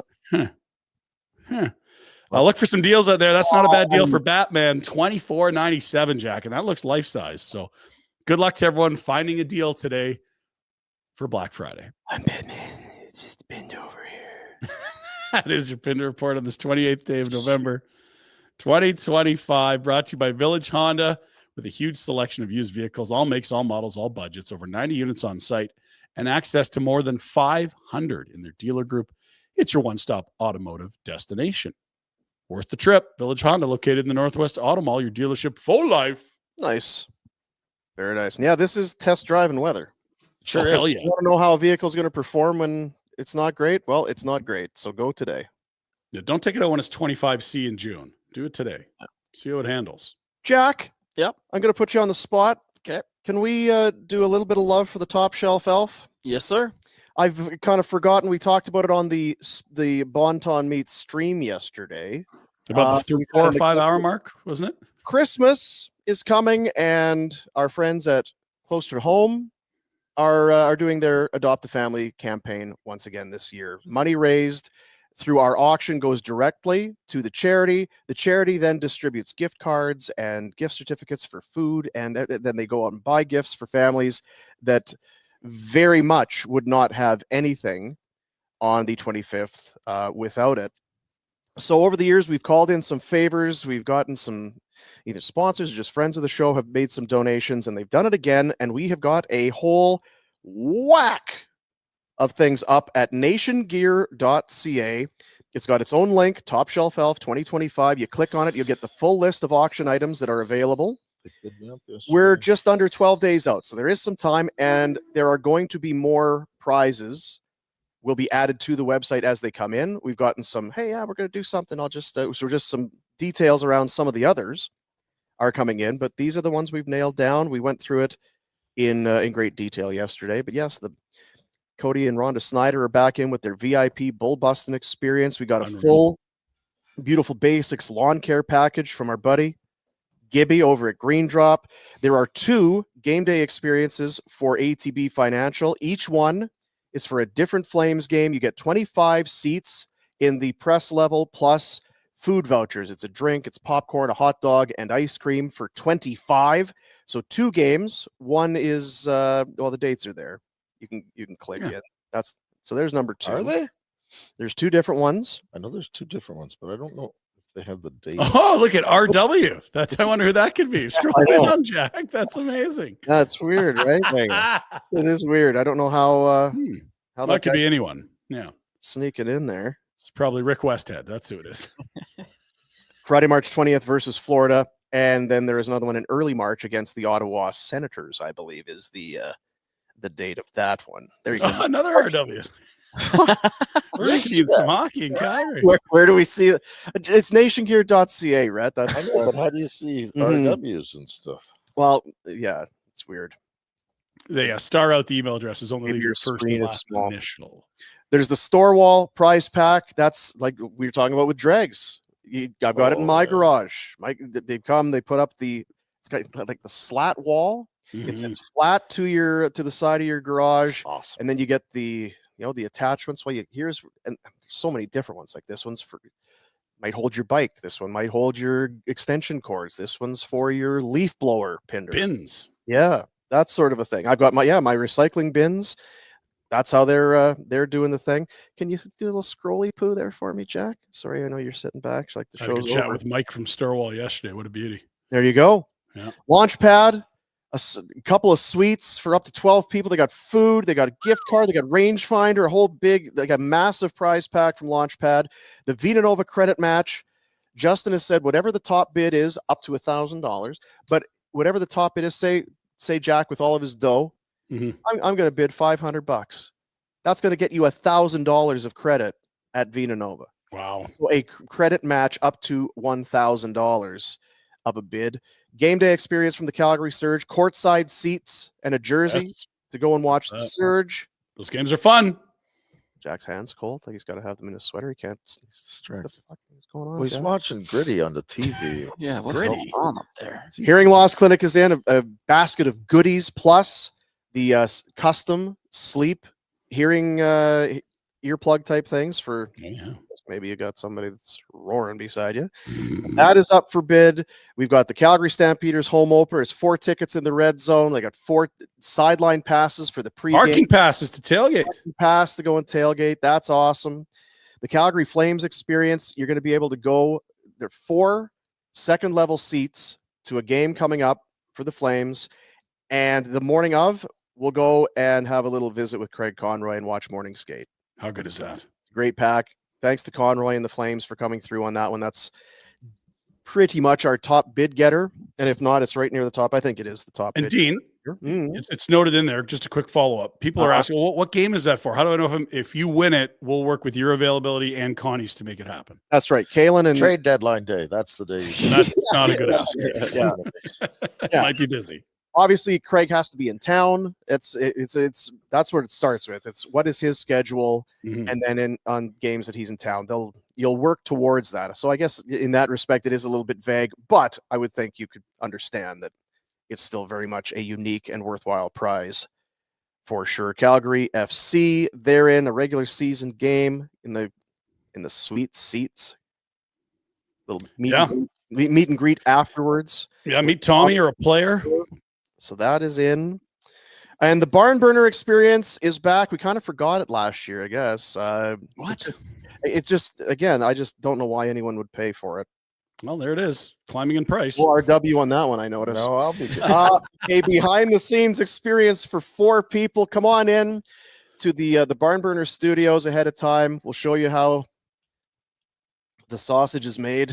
You can watch the show. Here? Are we doing it here? I don't know. Well, it's up to you. Watch the show live, and then afterwards we'll head out and grab a bite to eat. Have a nice little lunch after the show. A little barn burner merch for you there as well. So that, should you choose, all I say is It's for charity. It's for families. For the It's for kids. kids. So keep that in mind. We're going to have one go up today for Village Honda. They're in with some Flames tickets, a detailing package, some got some gear, some swag. It's going in. There's a couple other big ones that are coming down the pipe as well. So go to nationgear.ca. You'll see what's up. You'll see the bids. Make your own bid and check back regularly because more will go up. And it was brought to our attention yesterday. And it's a great point because I'm stupid and an idiot and didn't remember to do it. We're going to put up a donation link. Yes. Because some people, well, I'm going to bid, but then if I don't win, then I'm not doing anything to help the cause. I'd like to just at the very least help the cause. So we're going to work on that as well. It's way over my head. I sent an email out yesterday. It should be up today. Hopefully. So it's just a matter of I guess the government wants to be able to track funds and stuff. You got to show. They're always in your damn life, Dean. Get out of my life. I don't know if that's accurate, Get out but of there. Good on me. believe that we just need a lot. We need Leave me alone. clarity as to what money is coming in, where it's sitting, and then where it's going. But that will go up as well. So again, appreciate everybody for potentially joining up that way as well. We've been very fortunate. I said on the show when we first started, there's a podcast that wants to make maybe a donation or something to the adopt a family. And then it's like, whoa, this is going pretty. Year one was over 20 grand, and it's been between 20 and 30, I think, every year. So doing my math, with this being year 4, we should I'm hoping we get over the $100,000 all in over the life of the Top Shelf Elf. That would be that'd be decent. That'd be all right. And Dino, you deserve a pat on the back. You take a lot of the work behind the scenes on this, and you've made it something that's a priority right from season 1. So tip of the cap to you. The old honey dripper. Yeah, that's me. Your heart grows 3 sizes in December. Yeah, with cholesterol and plaque. It grew a little bit yesterday. I tell you, I felt it this morning when I woke up. Was it too much? Like, I was going to ask, but I felt off that if I requested you to make buns again today. Yeah. Oh, double rise, double day. I got things to do today, but damn. I mean, I'm glad you guys. The kid with the gravy. Yeah, love the buns. I'm glad you guys like them, but I feel like it's like watching those games. Like, they were good. I still don't know if we've hit. I don't know if I've played a 60-minute game yet when it comes to buns for you guys. He's really a hard grader on himself, right? He is. They were fantastic buns. Thoroughly impressed. Well, now I can't eat buns from the store. Oh no! So I have. That's a lot of pressure. It's a lot of pressure now. 24 buns a week. Yeah, it's not too much to ask. Buns. You've got it dialed in, so it is kind of dialed in. You're not really. Yeah. So I'll show up. I feel bad for Pinder because he had to go and do kid duty. You didn't. When I was back, the buns were there, but they just weren't hot.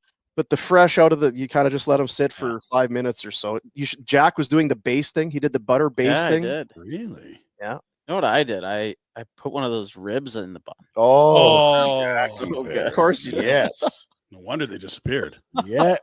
So good at like 1 a.m. That is great. I had lunch, went and lived my life, came back and it was dinner time, and I immediately made 2 massive bunwiches with the turkey, the sausage, Boursin cheese, get some hot sauce on there, fresh bun. Oh, is it good? We say it all the time. I honestly believe that the day 2 is more often than not better than day 1. That gravy just it's got more time to sit and come. The meat is.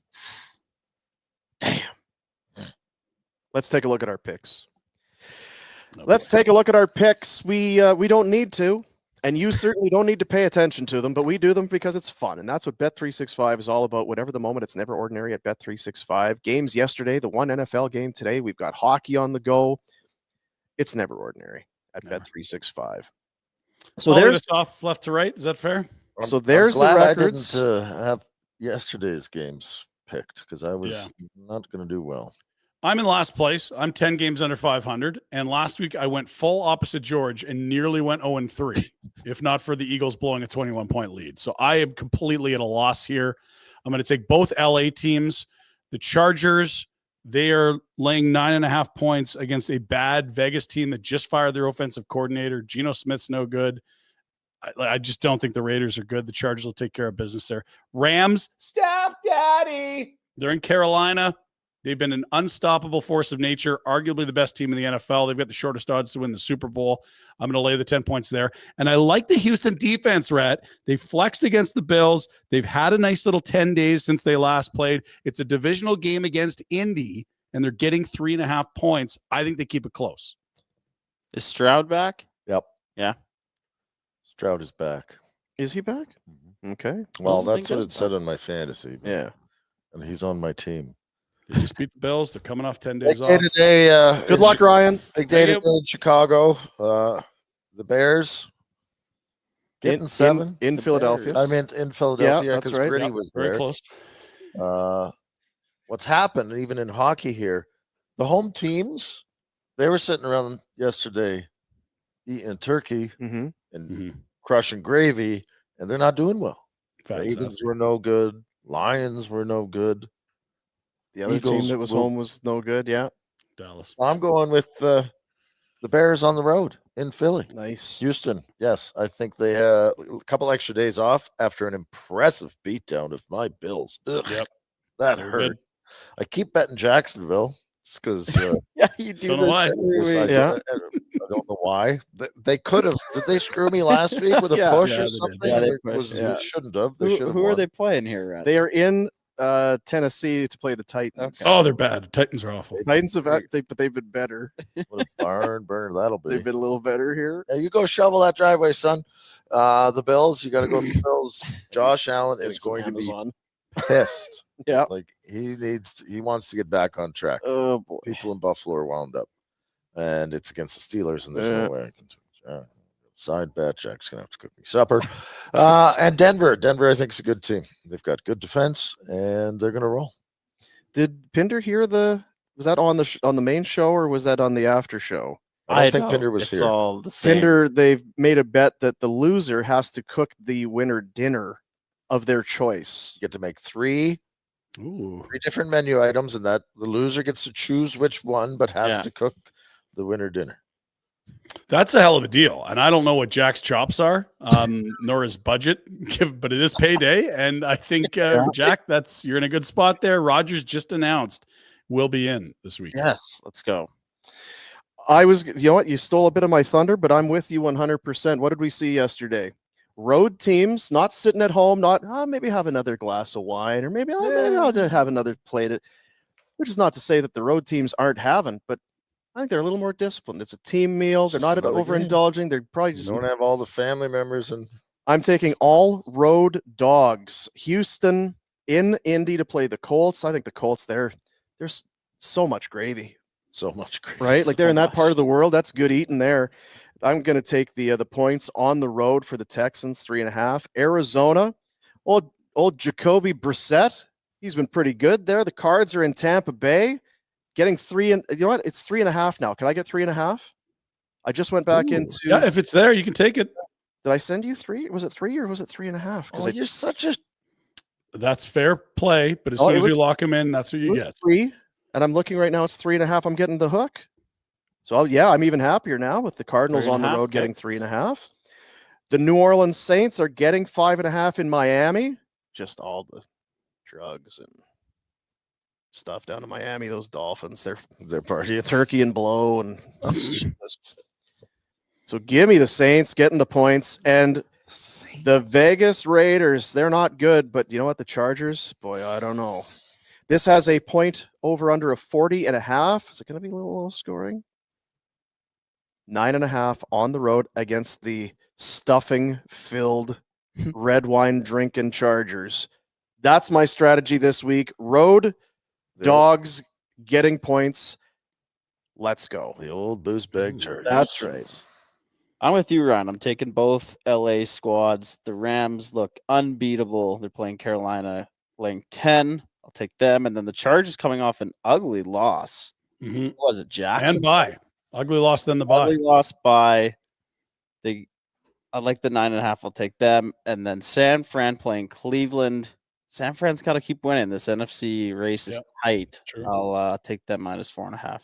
Staff Daddy. Staff daddy. Good picks, boys. We're all going to win them all. Oh, I'm so Oh, happy yeah, with that. that's I don't Somehow know. Boomer's going to win with Vegas and Jack Yeah. are going to win with the Chargers. We'll sort that out later. Unbelievable. Or at the worst case, a push, which, whatever. At 9.5. Don't know how, but yep. We'll find a way to do it. Yeah. Yeah. What are you looking at? I'm just looking at the games on the old sked.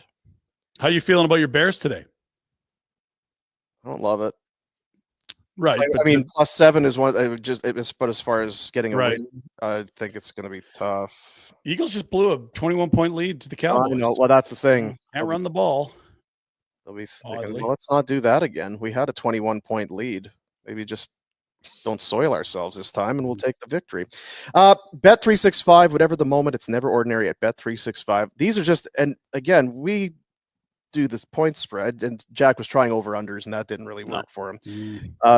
That's just scratching the surface as to what you can do inside the Bet365 app for player props and 15 NHL games today. Yeah, that's right.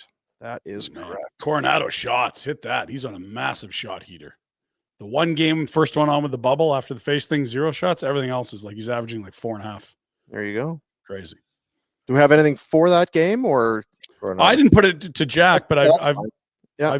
I've taken Coronado over 2.5, which is a line. I've laddered him to 4, 5, and even 6, just because he's hit 6 twice in the last 5 games, and 3 seems like a breeze for him. Been good. Yeah. I'd take the over on goals potentially. Would you? Oh, we'll see who's starting in net before I make that bet. But yeah, All right. Fair enough. Fair enough. Got 365. Well, we've done a lot. heavy lifting. Big thanks for Greg Keller at Bonton Meats, the official sponsor of our God bless you, Greg. stream yesterday, which, like most things that we do, we didn't have a whole lot of thought or consideration put into anything before we just do it. Mm-hmm. We did do it. A lot of times And it worked. we think too late about doing something, and then, oh, I guess we're not going to do that. that's true. We did do it. So thanks to Greg. The thought was, I guess, just at the very beginning, well, there's football, and we could just sit and eat and watch football. Mhm. And I guess we could just turn the stream on. So that's, Just hang. that could be a thing. And then we had guests coming Yeah. by, Oh, it was. and we ate, Reggie. and then we ate again, and then we ate again. And it ended up being, it was not, it probably would feel, again, like it was the plan or by design, but that's giving, whoops. That's Espo. That's all right. We went 12 hours. 12. 12 plus what we did before that, Yeah. which was another hour. Because I got out of the seat to be like, well, how far? And it was like 58, 59, I 12 hours even on the nose, boom. ended. I don't want any of us to think that sets a precedent. No. And I know we're doing this again next year, which is American Thanksgiving, eating turkey and food and watching football and doing a stream. I want to do it again today. I know. You can. You got sports. I've got the sports. I don't have the supplies. Yeah. Leftovers running thin. Oh, yeah. There's not many. I went at it last night. Yeah. Really? I had a little bit extra last night too. Yeah. Maybe just start out with pie and whipped cream like your athlete son. That is interesting. There was more of that left over than gravy or meat. Not a sweet. And they were skin. good. I tried both pies. They were excellent. They were decent. The pumpkin was awesome. Pecan was very good. Yeah, I do. Whipped Like, cream was great, Dean. Buns Yeah. were great. maybe I'll do a pecan pie next year. A home daily. You do whatever you want. All right. Don't drop the Yeah. ball with the buns. Okay. Like, if your buns go down the shitter because you're making a pecan pie, that's not. Stay focused.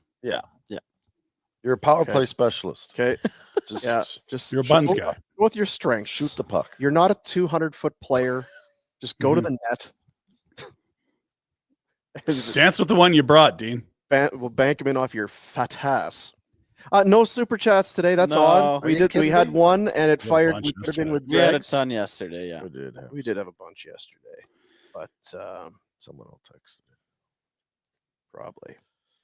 But we appreciate you, even though it is American Thanksgiving. We're very thankful. This weather is perfect for doing nothing. It really is. So But I you're guess not hanging out here all day.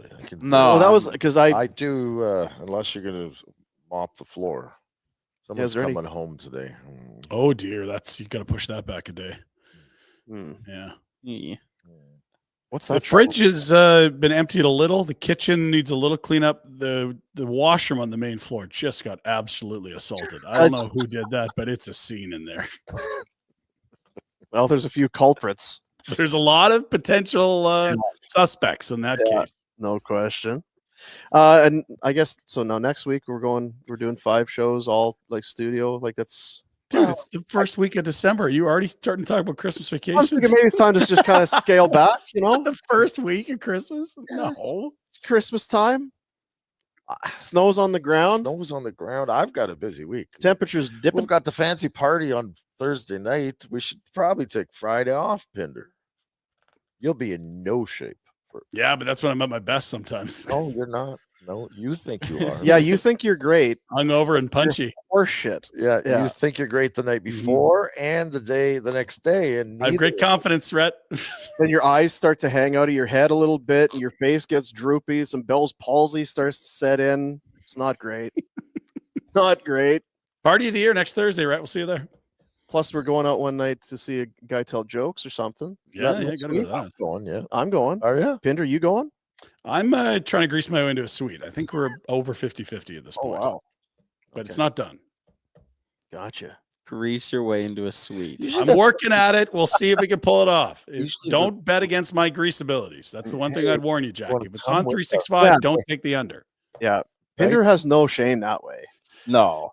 Some people will. If somebody invites or reaches out, he's very proactive. Hey, In are you search guys of going in your invites. suite? You get one lap on Earth, Dean. Do the things you want to do. Hey, so you have that suite? Things happening. Boy, that's could be quite a night, Got a eh? suite. Did you know Oh, that? he's really funny. Yeah, I love his jokes. Yeah, I love that comedian. Oh, who me? Oh, I'm a huge fan. Long time huge. Oh, Never love seen him yes. live, but I celebrate his entire catalog. Yeah. Was coming to town? You don't say. Oh, well, No, I'm not busy. I mean, I could probably clear my schedule if need be. wiggle room somewhere. Could probably find some time. to go Are you do it. flying private to Seattle? I mean, Oh, so you got you taking your own plane? Well, that's weird.